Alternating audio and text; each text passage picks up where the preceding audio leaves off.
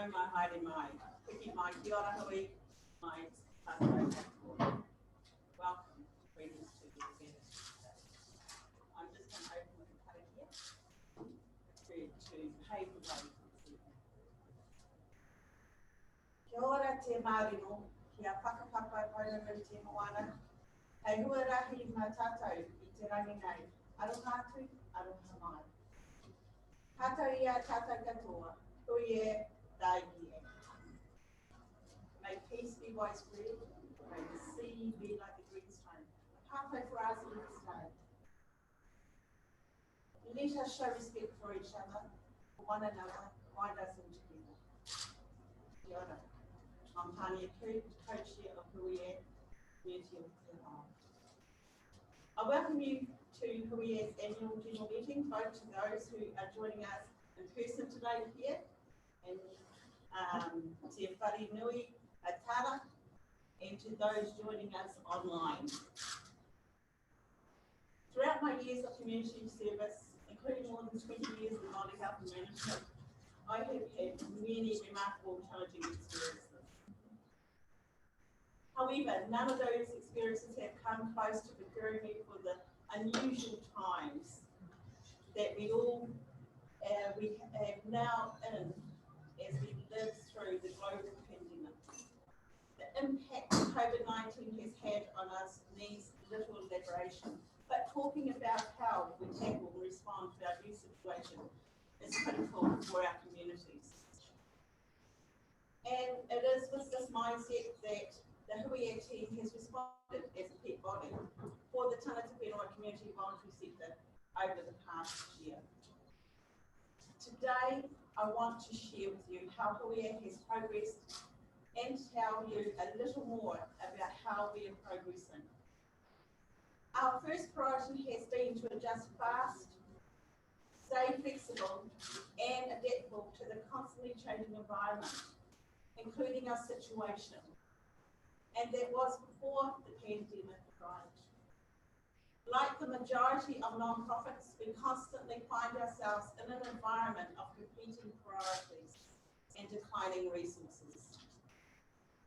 As you and I know, putting an economic value to our sector organisations provide us just one part of the story. We need to demonstrate the collective contribution as a New Zealander, not just to speak the language of policymakers and economic advisors, but to advocate for new and alternative ways of valuing community, service and support. This is a tall order and one that Hui E is committed to working towards finding a resolution for. At Hui E, we continue to deploy data and evidence to demonstrate the impact our sector is delivering. We are committed to doing more to better represent the community organisations we serve and generate greater understanding among government agencies and funders about the contribution we make collectively as a sector. With stronger connectivity both within the sector and across government and funders, we are certainly making gains as we unite to support each other. I'm especially encouraged by the openness, trust and courage of the people that we have supported and worked with over the past year. Importantly, these past few months have made one thing clear to me, that Hui E can play a key role in the glue that holds the sector together. United in collaboration, we can strengthen our advocacy for long-term systems change and funding support. As a board, we are rethinking how we lead this organisation. We have taken the approach of beginning to embed a treaty-based governance model, known as the two-house model, that was developed and designed by the tangata whenua community voluntary sector. This is a challenging and innovative and challenging process, working through shared understandings and bringing two worldviews together. This transition aligns well with how we are thinking about Hui E's journey of exploration and creation to both meet our commitment to the tangata whenua community and our core mahi. We also expect to significantly strengthen our organisation. In taking this step in leadership transformation, we believe we are well placed to gain insight and wisdom to inspire and guide other groups in our sector to create their own treaty-based solutions. My final point is critical. What is our new normal? And how do we go forward from here? At Hui E, we have directed our efforts to rethinking about recovery and long-term sustainability of both our organisation and the wider sector. Hui E is focused on strengthening the capacity and capability of the sector. We are committed to brokering relationships both within the sector and across government, funders and business. And we are passionate about helping drive long-term systematic changes to better service our sector. As the sector, we need to stay proactive and connected to the government and funders that are making decisions that impact the communities that we support. We need to cultivate networks of influence and ensure we are consulted about important issues that impact communities. Hui E can help drive these types of engagement. All of us at Hui E are working hard on making sure we remain focused on what the sector needs and how we can continue to support those evolving needs. This is our commitment to you. Finally, I want to acknowledge the support of our funders who continue to believe in the cause of Hui E. The Community Leadership Fund, Apore Whakatipu, is our core funding partner. Also thanks goes to Lottery Grants Board and Todd Foundation. One of our core focuses over the next year will be to expand our resources so we can better serve our community organisations. I also want to thank Sandy for stepping up from her position on the board to partner with me as co-chair Tangata Tiriti, taking over from Simon Caven. And of course our staff and volunteers who have worked so hard to keep us going so that we can continue to serve the needs of our Tangata Whenua community volunteers. Thank you for what you do. Thank you everyone for being here as well. I'll now pass the Nako over to Sandy and she will share details of our new strategic plan as well. Thank you, Tanya. And also to thank Tanya for her hard work over the years on Hui E as well and for what she brings to our board and to the organisation. So I am Sandy, the other co-chair, and I've been given the operational side of the AGM business to complete. And I'm going to just start by acknowledging our friends who aren't able to join us either in person, online, and send us apologies. And I'm sure there's plenty of others who would have liked to have been here as well. So I'd just like to acknowledge Eva Cappenray, Lisa Lawrence, John Morgan, Joy Dunsheath, Marion Blake, Yvonne Powley, Ray Duff, Yvonne Curtis, Di Daniels, Sarah Cole, David Hanna, Tessa Vincent, Crystal Peters, Prudence Stone, James Intel, and Sarah Doherty, the other trustee, who sent in their apologies. Pleased to have you all here, so also my welcome. Part of what we need to do is to adopt our agenda for our AGM today, and I think that all of you will have seen it online. It's a pretty standard agenda, and then we're going to take some time out to do a bit of corridor on values and purpose. I'm just wondering if there's anyone who would like to add anything to the agenda. Wonderful, would like us to put something in there to discuss, explain, share.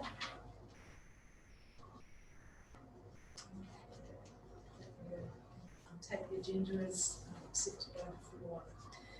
Likewise, we have the minutes of our previous AGM held on the 21st of October 2019. Just wondering if anyone has any questions, comments, or additions they would like to make to those minutes.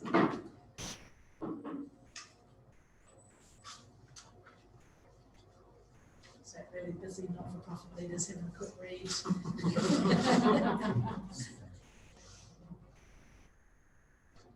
Yes. I could just add to the attendees that I was actually there Absolutely. Thank you.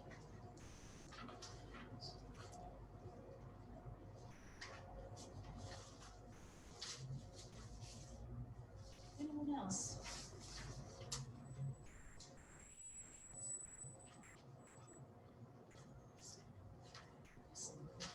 So just need someone to move that the minutes from the last AGM be adopted as presented with amendments. Any volunteers? Charlie? Who's a seconder? Daughter? Yeah.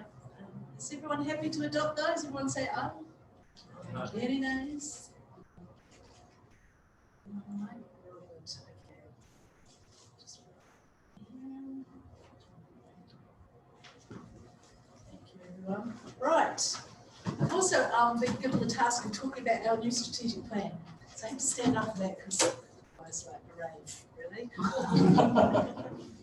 Can't rave, so just get me to put those up.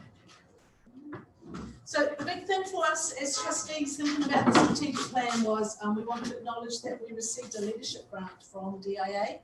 And so the big question we had is if we are leaders of the sector, what does that mean?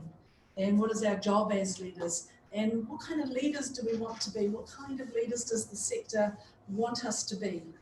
What is our mandate? And so we looked at our past framework that we had in previous strategic plans and thought it was pretty sound, and thought that the concept of Hui E and Aotearoa was actually what we really wanted to continue with in terms of the work that we do.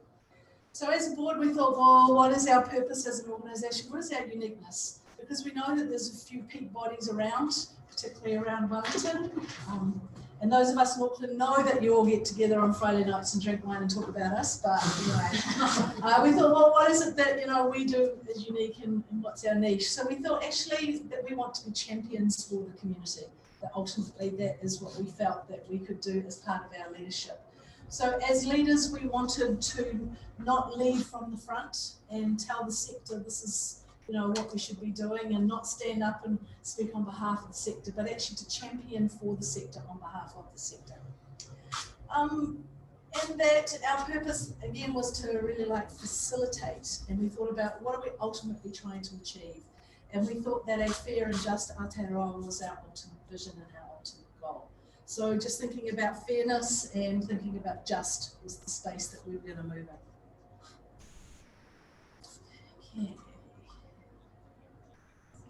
Okay. Thinking about it. We got a spinning wheel of death on you.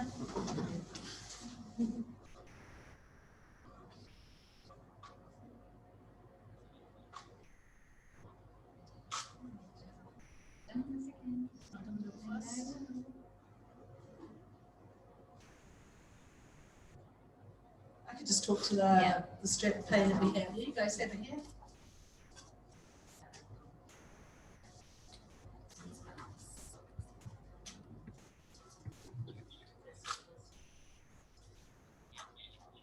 There we go. Right, so when we talked about what's our role for the sector, what's our job, what's our function, we thought actually that we wanted to be a peak body. So we have actually had quite a debate about what peak body means.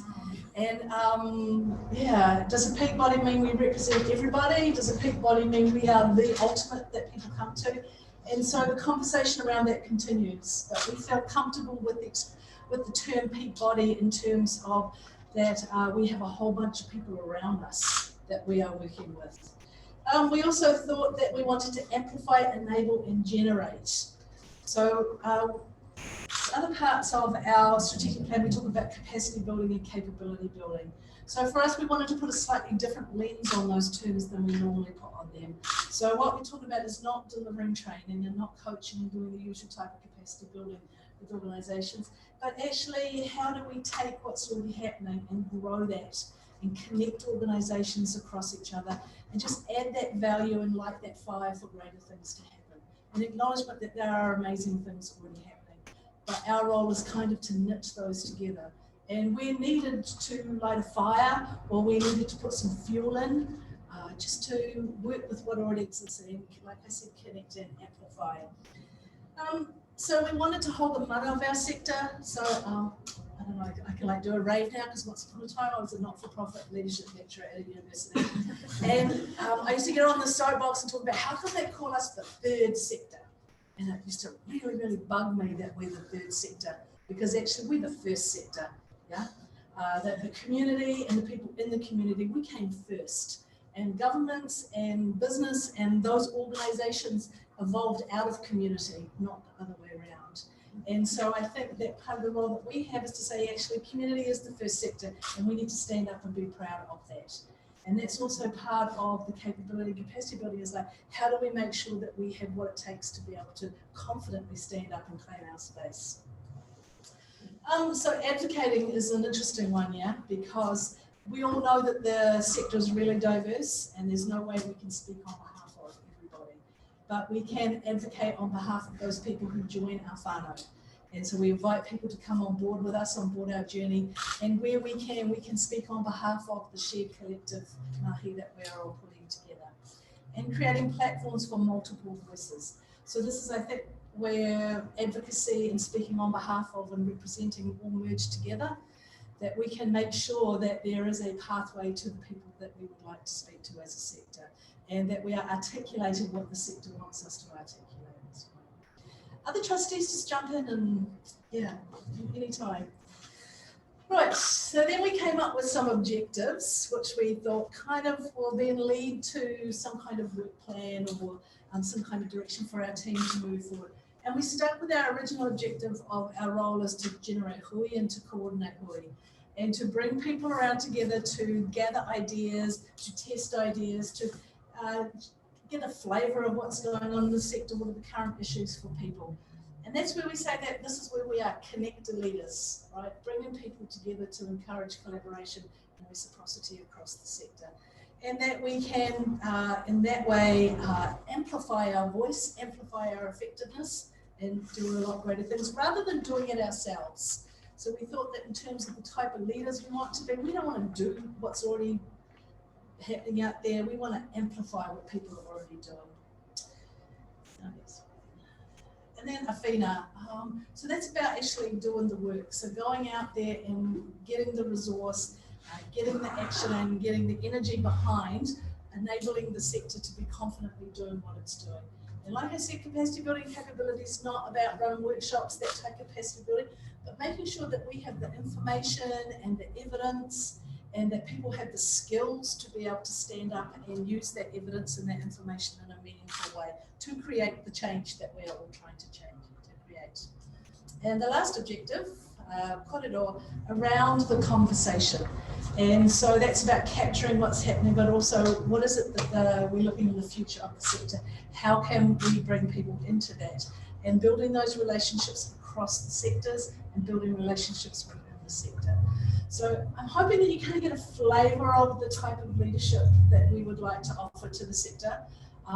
Not telling the sector what to do, not standing up front and having all our whānau behind us, but actually offering that support from the bottom, almost to the point where potentially we took in servant leadership role and facilitating the sector to be able to do what it needs to do. And just acknowledging the expertise and the strength and the experience and all those things that already exist in the sector. And we really see our job is to grow those and amplify that to be great. And through that we can address issues of justice and fairness in Aotearoa. Anything to add to? You can sit down now. Right. Yes. It is the school teacher coming out. Okay. So Shell's just going to run through some of the activities. Kia ora everybody. Yes, Dave. Yes. Can I just say it sounds fantastic? Thank you. That's what we like to do. There's a lot of discussion here and a lot of growth in terms of this perspective and insight. Yes. Needs to take place for the sector. Yeah. And create, clarify its role in the sector. I think it's great. Thank you. Thank you. Got it, Dave. Thank you. So kia ora tātou, I'm Rochelle Stewart-Allen. I'm the Pokairahi or the General Manager of Hui E Aotearoa. So many thanks, Pania and Sandy, and we also have daughter and Charlie here down from Auckland.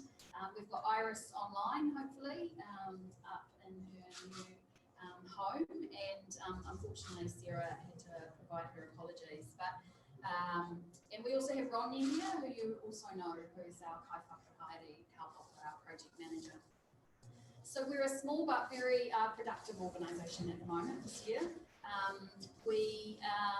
I'm going to run a little bit through the main activities that we've done over the last year. Just to give you an overview, it's all in the annual report. So you can find more information there. And this information, the annual report's also on our website, so you can download it. I can't actually see what's happening on the chat. So. Okay. So online team, is that better? I hope so. All right, great. I don't know if you can see. All right, so the first thing I'll talk about is our funding partner for community action program, which we did during the level 4 and 3 lockdown. So we very quickly heard that MSD had a fund that was available. So they were giving out $5,000 grants to community groups. So they could be registered, but they didn't need to be registered. They could also be unregistered. And we knew from our knowledge that ultimately it was going to be very tough for those organisations on the ground delivering frontline during lockdown to access that funding, to kind of hear about it, to find the page, to work out how to fill in an application form, to take time away from their delivery of their communities to actually fill in a form for $5,000. So we set up this program, which was to match volunteer grant writers with community groups that wanted to apply for that fund. It went really well, is the bottom line. It was really just mostly Ronya, I have to say, but we really managed to reach out across our networks and get people from the top of the South Island to the bottom of the top of the North Island to the bottom of the South Island. We got people in different regions, rural people in main cities, and at the end we had about 66 community groups that we worked with. 55 of those managed to get their funding applications in, and that was before unfortunately MSD overnight closed the fund and we didn't get to get the other 11 in. So we had a little chat with them about that. So it's gone really well, that program. We got a really fantastic response, and what's actually happening in this new financial year is we're currently running a pilot with a corporate to repeat that, to have volunteer corporate grant writers helping these smaller community organisations. So we know that those smaller community organisations, the ones kind of 2 million and under, often don't have the infrastructure that they need. They need the money, but they don't have the time or the infrastructure to be actually doing grant applications. So that was the first program that we did. The second one was our work with the SDGs, the Sustainable Development Goals and Agenda 2030. So we published the People's Report last year, and then Ronya and the two co-writers went to New York to the UN and presented at the forum there. And then that was a really fantastic opportunity. The report was really, really well received there. So there's a government report, New Zealand government writes their own report, and then this was an actual collective community groups report. So it was a different voice than what they would usually hear. So it was very well received there, and then it went on to be, the final version was published later in the year and distributed amongst government organisations. So the next thing we talk about is our COVID-19 response. So as we all know, everybody in the community sector just hit the ground running. And we knew that there was so much information coming out, it was just endless every day. There was new emails, there was phone calls, there was media, there was just so much happening. And so we started to kind of synthesize some of that information down about what would be most relevant for community organisations and start to put that out amongst the sector. We had lots and lots and lots and lots of conversations. We had conversations with community organisations that needed some support, some some opportunity to kind of think through what they were doing. So we did that. We talked to funders, we talked to government. We were in a ministerial meeting as well. So there was a lot of collaboration and a lot of conversation and discussion about trying to do things in a really fast, agile way. And we were able, because we're so small, really able to do that. It also upped a lot of opportunities for collaboration for us, which we were really happy, and a lot of those relationships are now ongoing. So we've continued to have opportunities to work with those groups. Then we ran a political party webinar, which was originally meant to be in Wellington, here actually at the church next door, until in our original planning back in February before COVID hit. But then we decided to go online, and in the end that worked out really well because we were able to just get a much wider audience, and it enabled people that might not be able to actually have come to the event to do that. So we worked with Sue Barker, Charity Store, thanks Sue for being here, and Dave Henderson from Trust Democracy, and Convoices. So the four of us all came together in February at the very beginning of the year to start planning this. We kept sort of putting it off, thinking we'll wait and see, pushing out the date. And then in the end we had to book it, and we ran it online, and we've had a really great response. I think we had about 1,600 people have had a look at that since then. So it's been really great. We managed to get 6 political parties online, which helped the fact that their availability was easier that way. Get them online and for them to actually talk about the community and voluntary sector specifically for the election. So that was good, and then the election got changed. But we got it in. And it was great because we streamed it on Facebook and we put it on our YouTube, and it just enabled more people to look at it after the event as well. So I think that really opened up to us and really was a quick learning curve for Ronya, who's become a fantastic webinar host, which is what she's doing today. To really work out that actually being online works really well. It doesn't always work for everybody, but it actually worked really well in a time when people were locked down and not able to get out. So we're always mindful that we still need to do things in person, but also it opens up opportunities for us. And then partnering for impact. So this was another joint project that we did. During lockdown, we worked with Philanthropy New Zealand, Volunteering New Zealand, and the Centre for Social Impact. And we did a survey on the impacts of COVID on community organisations. So this has kind of flowed into, the results have flowed into our second financial year. So I won't really talk about the results, we'll talk about that next year.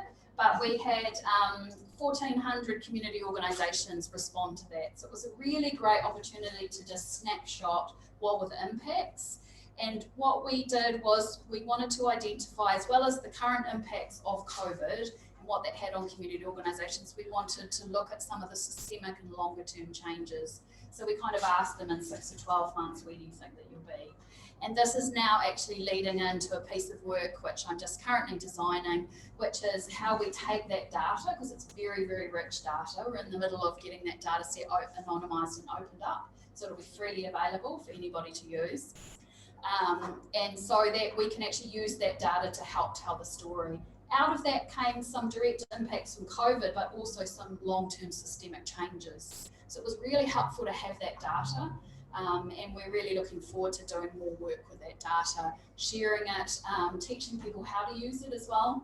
So we're in the process of talking about a partnership for that too, so that the data is not just static, and yes, it's a snapshot of COVID, but it's also something that going forward we can use to help provide evidence and tell the data story of what's going on in the sector.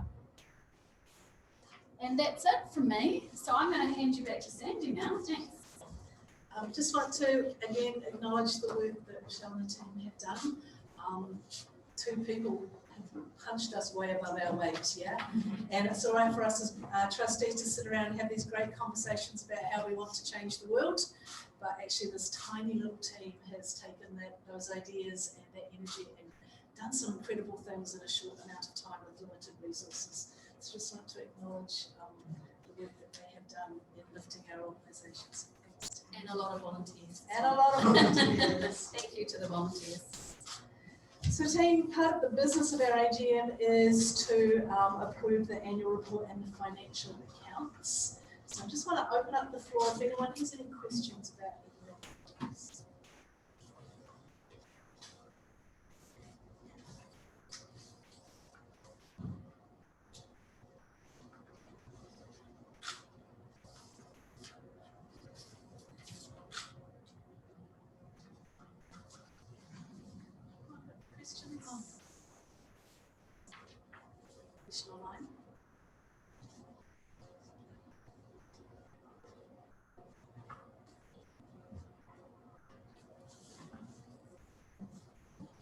can you ask a question in the chat or unmute? Yes, perfect. Thanks so much, everyone, and good morning from Switzerland. I'm Juliette from the Affinity Group of National Associations from Civicus. First off, thank you so much for inviting us to your AGM. It's an absolute pleasure to be here, and it's great to have you as a member of our network as well. So something that we've been trying to engage our members in and hear more from, especially after those few months with the whole lockdown and COVID-19 going on. We are especially trying to find out the challenges that our members have faced, but also to find new innovative solutions to the current problems that are ongoing. Because as we all know, the first round of lockdown is over, the second round is coming. Switzerland is just heading down into another stage of lockdown. So it would be amazing to hear from you what have been your key learnings out of this pandemic, and what do you think, how do organizations like yours have to adapt to those changing circumstances? So which lessons can we take forward from this? Thanks. Maybe we'll just answer one at a time. Thanks, Juliette. Really appreciate you joining us today. So I think the key lesson is really about agility and just rolling with it. So we had actually met as a board and staff at the beginning of the year in February, just about a month before the lockdown happened. So we had a whole program of work to deliver, and then pretty much overnight that just went on hold. And so I think agility is the biggest thing that we learned really quickly, to just roll with it. Like every day, often we'd get phone calls that would just completely change what was happening. And if we'd been a bigger sort of team with more set processes in line, I think that's one thing. The other thing is that our funding was not tagged at that point towards specific projects, and that made a big difference for us. So we were able to continue and change our BAU work and still deliver on what we were actually commissioned to deliver through our funding. So I think those two things were the biggest learnings and lessons that we had. I think as well, the other thing that I would mention is definitely collaboration. I saw in the sector and outside the sector, across other sectors, across government, across funders, across business, just a real reaching out and some really honest and upfront conversations. And that helped really well. And I think we all recognise that well-being of a community is not just, it's not just us, it's not just the community sector, it's not just government, it's not just funders. We all have to actually work collectively together. There's no one organisation or one individual or one group that has all the answers. The complexity of communities require really complex solutions. But the one thing out of that I would say is that the community organisations really know their stuff. And I think I saw really good evidence of that. Often we don't get asked for our opinion. And so decisions are made around us. And we saw this particularly happening during COVID as well. But actually we are the experts. Those people, those community organisations working on the ground know what their communities need. So they're so frontline that they work every day with those people and they know what they need. So I think the other lesson in terms of something to change going forward is much more discussion and conversation with community organisations, with umbrella organisations, so that that information actually has channels to go up to help at the policy level, at the decision-making level, at the funding level. Because we actually know what the solutions are. And I say we, I don't mean me as an individual or us as an organisation, I mean the wider sector itself. There's so much knowledge and expertise, and we don't run like businesses, we don't run like government, we run in a different way. So we don't necessarily fit in your boxes. And we saw that in COVID, and I think that ability to do that, to just fit in our own sort of ways of working and just get done. Like we heard so many incredible stories from organisations.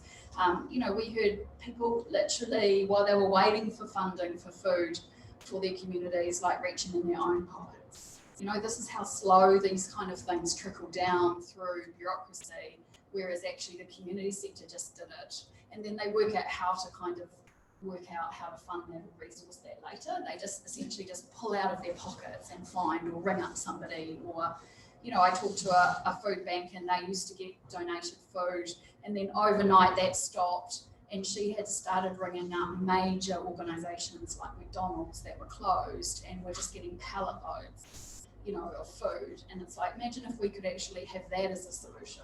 So I think, yeah, really fast and quick decision making, really agile, and really expertise within the community itself. So I hope that answered your question, Julie.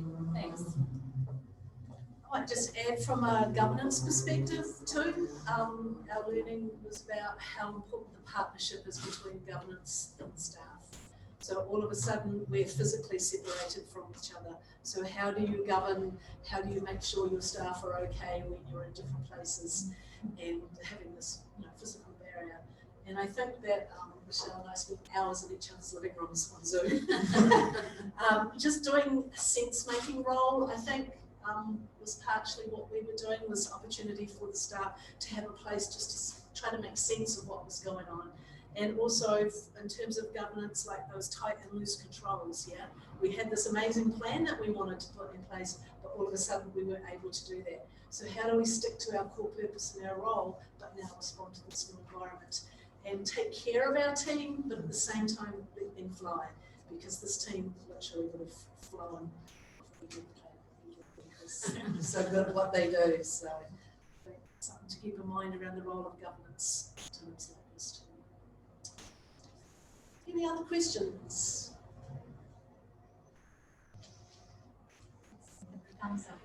Kia ora. Kia ora, my name's Jen. Hi, I have a cheeky question. So I picked up on the bit about how you're operating a pilot with a commercial organisation to support small community groups like my own for grant writing. How do I get involved in that pilot? So you can just email us at admin@huie.org.nz and we can connect with you on that. That would be cool. Thank you very much. After the pilot's over, we will then be going out more on our social media channels and our database out to what's actually happening. But we're just sort of running this pilot for about a month just to see if this works. Okay, that's cool. Okay. Actually, there's probably one thing, you know, just to add to it all. You've got to remember, the world was actually, the pandemic was new to everybody. And so there was a lot of learning, a lot of development and designing happening on the way. And I think, you know, now we're going to be moving into a world on how we live with COVID, you know, what's going to be a new norm. So those are exciting times ahead of us, but really good opportunities to actually design something or what that looks like for our sector. Okay, team, for the 2021 minutes, we need to have someone move the annual report and financial statements. Do we have anyone like to move those? Thanks, Julie. And a seconder? Thanks, daughter. Okay, and here is the last chance for any other general business. I just wondered, it's mentioned in relation to the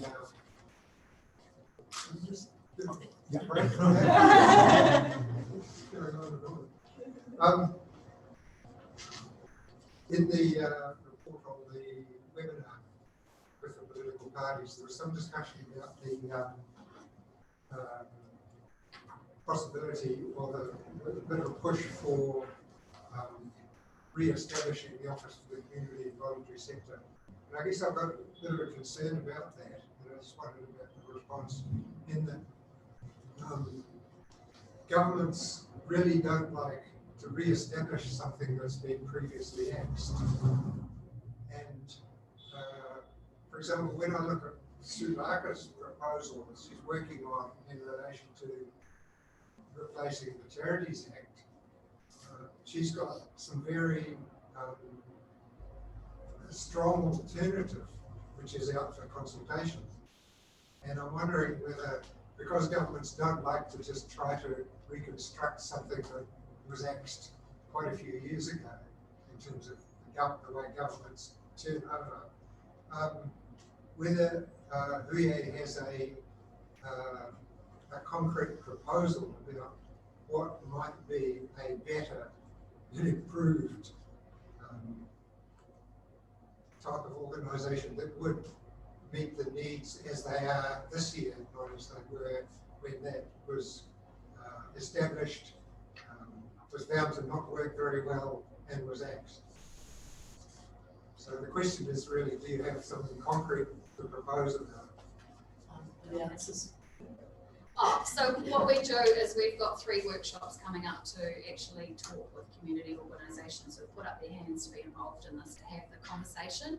So it's less about the office, more about at the moment I'm calling it a function, which is how does the community sector have a conversation into government, and then how does government have a conversation to the sector.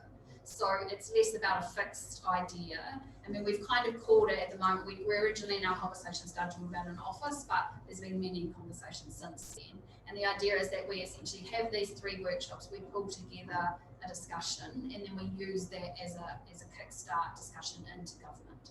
And what that looks like, I don't think we'll have a very fixed idea, but it's essentially raising that point that there needs to be better conversation and better ways for that to happen, and then also happen across government versus just like, say, into charity services or into half-high, half-boarding. Right.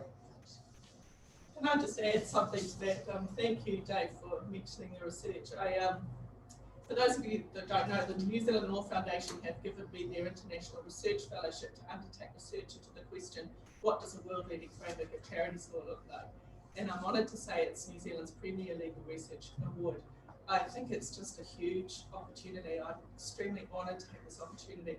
And I'm a member of the core reference group for the review of the Charities Act as well, which you'll be aware is paused at the minute.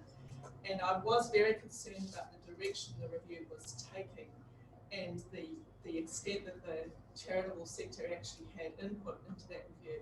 And I really think if we're going to get a framework of law that actually facilitates charitable work and respects our treaty of Waitangi, then we're going to have to make it ourselves. And we can't wait for officials to do it. It's got to come out of the community, by the sector, for the sector. And I'm determined to develop a proposal for reform that meets that standard. And I'm very keen to collaborate with Hui E. I'm very keen to collaborate with the entire sector. Hello, let's just do this. I think if we all pull together, I feel quite inspired by what we might be able to achieve. And I think we might just have a window of opportunity.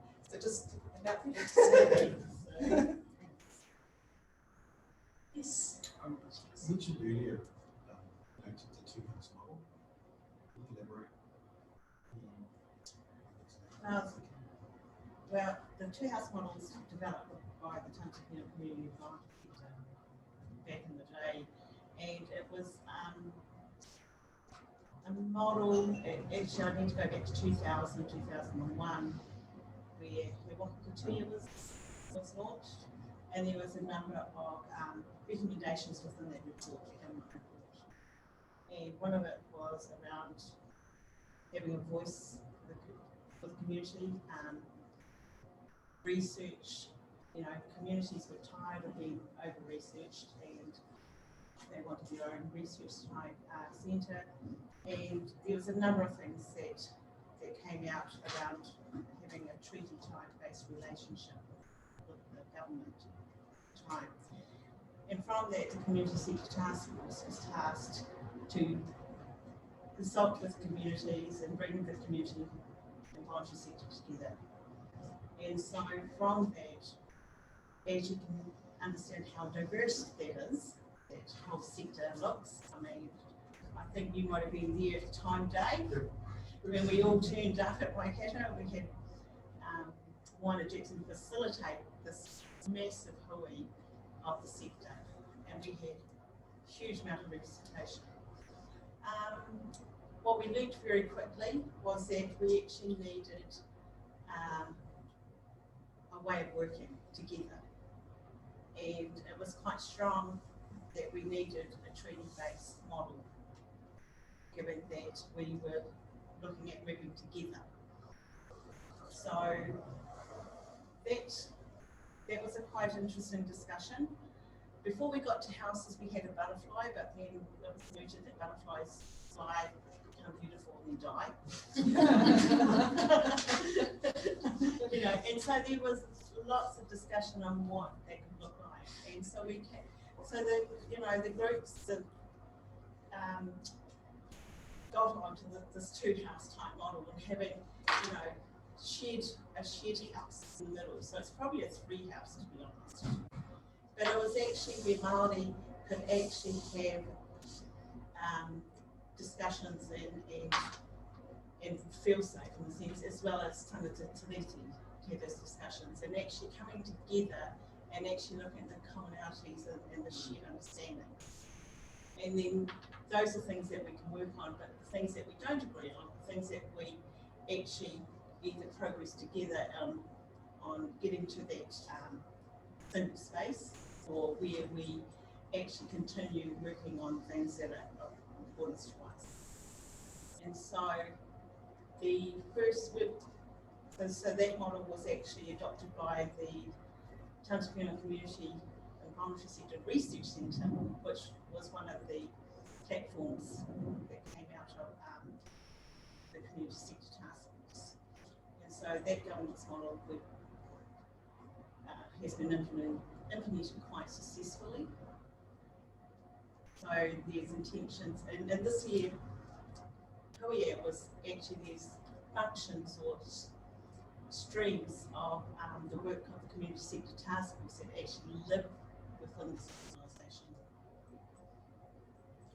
And so there was always an intent on how do we work together within a treaty-based partnership within Aotearoa New Zealand. So Still the aspiration. That's the expression, yeah. So we're very early on that journey. But you know, there's challenges for both. But I think, you know, it's exciting as well. So one of the things we decided as the board was that if we're going to embark on this journey, that we're going to share our pain with everyone. That's right. And that it's our goal to document our experiences and document our learnings to share with other organisations who make the same commitment as well. Yes, yes, excuse me. I have a question, and it's one that I talked to Hui E about, I think 3 years ago. And this was about codes of conduct. I'm going to be involved with doing the NGO section for Transparency International's new report. I mean, I know that organisations such as CID have excellent codes of conduct. I wonder in your work, in your corridor, how much you are aware of your partner organisations setting up codes of conduct that they can measure themselves. I mean, most of them work on a voluntary basis, I know, that they can measure themselves against or be measured against. Are you asking about Hui E or the sector? Oh, well, I can only ask you about the people you work with. I realise that you don't represent the whole sector, and obviously, and you know, through my other, I have other contacts through whom I can talk to other organisations, other peak bodies, I mean. Thoughts? Trustees? I'm not sure if we talked about codes of conduct as part of our strategy conversations. But we can talk about our values and how they will guide, Yes, and our principles that will guide our work and way of working with the section across. So for a short while then we talked about Hui E doing a bit of a reset, and you may have like all this talk about like energy and like new stuff we want to do. For us is about reigniting Hui E and what its possibilities are. So we have started from scratch with values conversations, which is also part of our treaty journey. And that's why we like to actually capture the fact that we have a room full of community leaders here to have a conversation about values, partly for us to be able to say, well, what are the values of the sector that we need to be championing? But also in terms of conversations that we've had as a board saying, well, who is the community sector? What is the community sector? What is the identity of the sector? So we thought it was timely to have a conversation. What are the common values that are holding us together as a sector? And what makes us different from the other two sectors? What makes us different from business and government? What's our core purpose? So we were hopefully spending the rest of our time having that conversation. That's okay. Is that right? And a full stop. Dave? I was just going to comment on what Ray was raising in relation to the code of conduct. Yeah. This discussion has happened, that discussion has happened a number of times. And a bit of a hiccup we've run into, of course, is that just about everybody who has a volunteer role within Hui E actually works for an organisation which has a code of conduct. So there was quite a bit of feedback at various times about not reinventing things that were all well established, and actually, as you say, pursuing Hui E as unique role. Yeah, and if we are now going on that journey of becoming a tree-based government model, then this is an opportunity to actually bring those values together. So team, we'd like to finish the AGM by actually picking your brains and asking you to collaborate with us to come up with some thoughts around what those common values are. And I talked before about how we have names for the sector, like with the third sector, but sometimes we're called NGOs, sometimes we're called not-for-profits, voluntary organisations. But there's actually something that we instinctively know makes us this sector, and what we reckon, I believe it's the values that we all collectively hold. So I really want us to explore what those are. And so that we can say, well, this is the group I belong to because we share these values and we're going to take this journey together. So what we're going to do is Daughter's going to work with the team who are in cyberspace and organise them to have a conversation.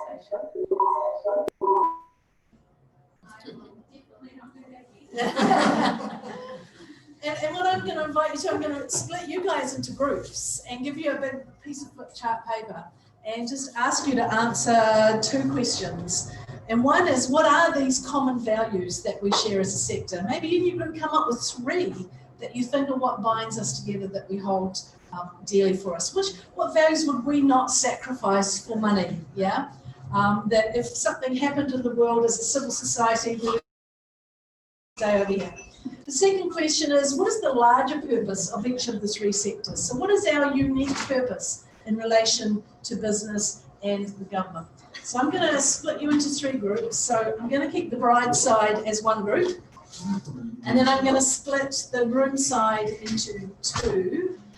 So maybe Charlie. Oh no, that was all the boys in the group though, isn't it? I'm going to count you off. Group 1, group 2, group 1, group 2, group 1, group 2, Dave, group 1, Charlie, group 2, right? Hop in your groups, just have a 10-minute conversation. What are the common values that we have in our sector? Yeah, what binds us together? And also, what is our higher purpose that makes us different from the other sectors?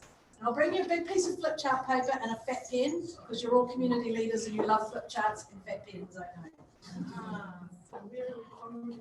I'm going to have a go at splitting you up into breakout rooms. And I think what I can do once you're there is send you guys the questions.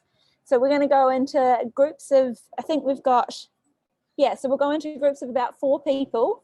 And the questions that we're looking to get for you guys to discuss is really around what are the core values that you see of the community sector, and what's the difference between the community sector and the commercial and government sectors. So what's kind of our unique propositions? So I feel like you guys are probably all excellent at kind of group facilitation, and within your small groups will be able to lead that yourselves, but I will kind of check into your smaller groups as well. So just bear with me while I split you into groups. I'm going to create 3 breakout rooms. Okay, and I will try and broadcast the question in written form to each of those groups, and I'll come in and meet each of you individually. We're going to do a little bit of a speed feedback. What we're going to do with this information is we'll collate it and we'll look for themes across all of the conversations. And we will share that back with everyone and maybe use it as a platform for other conversations. So I'm going to invite, first of all, our Zoom team just to quickly share back some insights or some key themes in the conversations. And Dorothy's going to speak on behalf of them. Yes, thanks to our Behind her, you will see her fabulous team online. They were amazing. There was 3 groups and they all went away and had good conversations that I missed almost entirely because of technical issues. However, I did manage to catch some of them, and so in terms of core values, there were some good conversations about collaboration, connections, celebrating the connections, being inclusive and celebrating diversity, and being open to differences and diversity within the sector. An important point is that our work is not about profit. There were some conversations about, I guess, presenting a united voice, but also the value in putting work into that. And just like generally a caring, responsive, support-focused community who want action. Awesome. Thank you, Zoom team. Paki paki. Good work. Okay. Okay, I'm just going to invite our team here, and I have to say that our friend here was abandoned by the rest of his team. They did have other appointments, but thank you for staying. Yeah. You happy to stand? So, yes. So our team, the values we discussed about is, first one is commitment to social justice, but we got some from to talk about, discuss it, and I think we think it's fair because some like sports group and all, maybe they are just functioning for that activity only, but if you take all the organizations or the communities which we try to support each other, social justice is one thing, and social cohesion and inclusiveness as the group, one part of the group told, it's also like we think that's a major value, and support and care, because I think what we do ultimately is trying to support the community and care for the community in uplifting their livelihoods or lives. So that's what we came up with the values. Thank you. And what about purpose? Did you have a... Yeah, purposes like to facilitate, support community together, to effect change guided by the values for the benefit of people. Those are. So it's about people. People. Yeah? Awesome. Thank you so much. Thank you for representing your team. Our team at the back up there. Huge in-depth conversations. We had a wonderful conversation. We may have underperformed on delivery. You have to come up. Just the secret.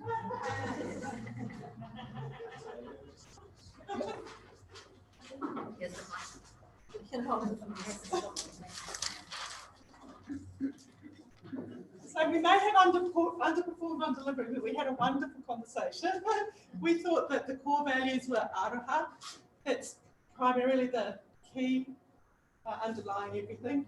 Ko tahitanga. And I really liked that one that you said, social and cohesion and inclusion, so we just squeezed that in. And in terms of the larger purpose, we had a really interesting discussion about convergence, how business, government and community, you know, the lines may be blurring, which I thought was interesting, but ultimately we thought the innovation that the charitable sector or the community and voluntary sector, the tangata whenua community and voluntary sector generates was a key issue, and also wellness was a key thing. Yes, thank you, team. Had a great discussion. Last but not least, this team was, dedicated to filling the page.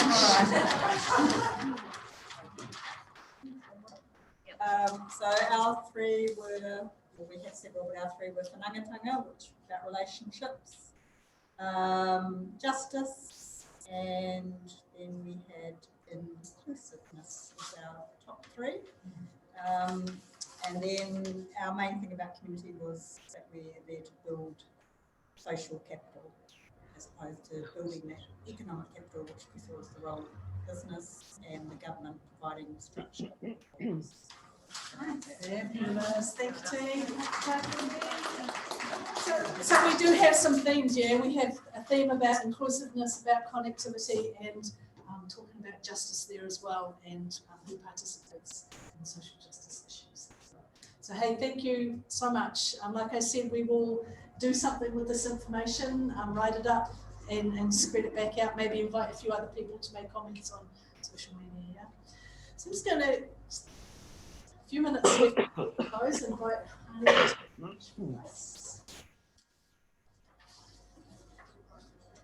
Thank you everyone for cooperating. We have a request. Can the online team feedback on question 2?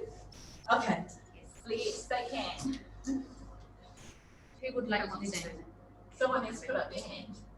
Maybe keep that. Okay, thank you. What our group? Unmute yourself, Keita. Some of the best speeches are done on mute, eh? I am unmuted. Hang on a second. Hang on a second. Yes, go. Thank you. We had four differences between the community sector and others. We're collectively agile, focus on people and well-being. We're not judgmental, and we deliver with no money.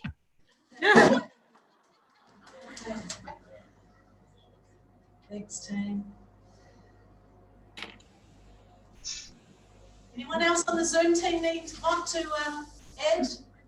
Well, I shared, and people wanted me to share it with the larger group, what we came up with in Christchurch, which is that we decided that we were not driven by a commercial imperative or limited by a statutory responsibility. So that was those were the sort of two things we wanted to just flag. That our sector was able to be independent because it wasn't limited by a statutory responsibility or by a commercial imperative.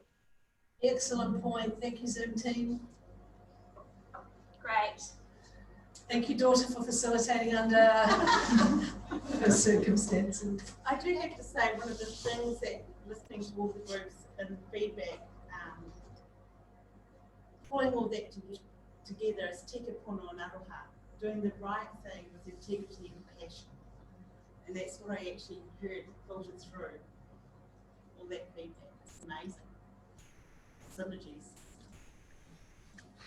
Kia ora, can I ask a question on this? Just, it's Jen here. Just taking into account that what's come through in the values is, I think, what's coming through strongly for me is whakawhanaungatanga. So it's that relationships with others. And I'm just wondering, for you, the board, whether or not you might go back to your strategic plan and see if that is reflected in the plan and also in the values. Because I'm just thinking that one of the things that struck me as one of your board members was talking about the strategic plan was how silent it was on who the community sector actually supports. So we definitely will be. So this came out of that conversation about who is our community and who are we leading. So what you have shared with us will actually give us information to be able to do that. And so they will inform the strategic plan. Keeping in mind too that this might be my personal view, my colleagues, but strategic plans shift, yeah? And we use different lenses on them according to what's happening